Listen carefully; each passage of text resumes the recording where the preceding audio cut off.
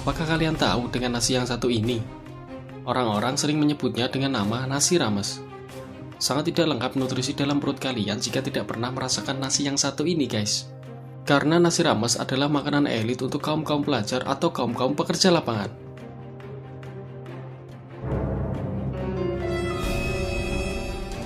Gue juga makan ini dong.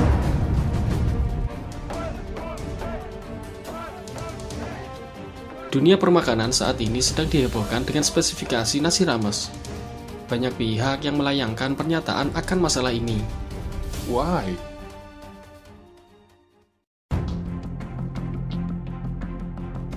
Karena sudah semakin ricuh dan tak terkendali, masalah ini pun dibawa ke sidang meja bundar.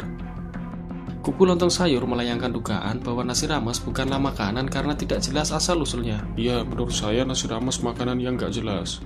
Setiap saya nyoba nasi rames di tempat yang berbeda-beda, lauknya kok berbeda-beda ya. Maka dari itu saya sebagai pecinta lontong sayur memprotes akan hal ini. Kemudian kubu pecinta nasi rames pun menyanggah tudingan tersebut dengan mengatakan, Saya sebagai pecinta nasi rames nampaknya tidak ada masalah dengan permasalahan yang menjadi masalah. Saya sudah lama mengemari nasi ini dan tetap suka walau lauknya sering berubah-ubah. Menyimak akan hal itu, kubu pecinta sate pun angkat suara. Iya, menyangkut hal yang sudah viral ini, kita sebagai penikmat nutrisi dari warteg harus menyelesaikan masalah ini dengan cara baik-baik, tanpa harus ada keributan. Karena sudah semakin ricuh, maka kita cari tahu apa sebenarnya nasi rames itu. Oke, mari kita flashback ke depan dulu tentang asal-usul nasi rames. Maksudnya flashback ke belakang. Nasi rames adalah sebutan dari nasi putih dengan campuran sayur dan lauk yang tak menentu. Tak ada sejarah yang pasti tentang asal-usul nasi rames, namun masyarakat menganggap bahwa masakan tersebut berasal dari Jawa. Makanan ini dipercaya sudah ada sejak zaman penjajahan Belanda, guys. Kalau kita cermati, sebenarnya setiap makanan pasti memiliki ciri khas yang membuat makanan tersebut terkenal. Contoh, nasi gudeg yang memiliki spesifikasi nasi dengan campuran sayur nangka muda atau disebut juga dengan sayur tewel.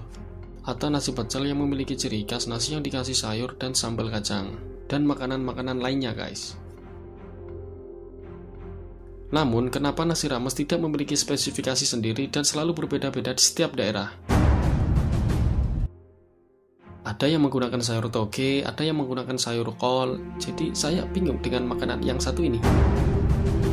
Namun semua itu tidak menjadi masalah jika memang perut sudah mulai lapar. Apapun campuran sayurnya, nasi rames tetap menjadi idola bagi perut-perut yang sedang kelaparan. Melihat antusias itu, Pak Broto pun sebagai penjual nasi rames mengklarifikasi tentang fenomena ini. Memang di sini nasi rames selalu tak pernah sepi peminat, Bang. Makanya saya selalu stok banyak setiap harinya. Jadi kesimpulan dari permasalahan ini adalah nasi rames adalah nasi dengan padanan sayur yang tak menentu di setiap warung dan setiap daerahnya masing-masing.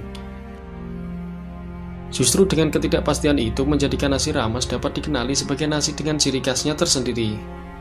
Lagian kalau kita pikir-pikir, kalau kita ke warteg juga menu utamanya pasti nasi rames. Jadi jangan beli nasi rames di warung Lamongan.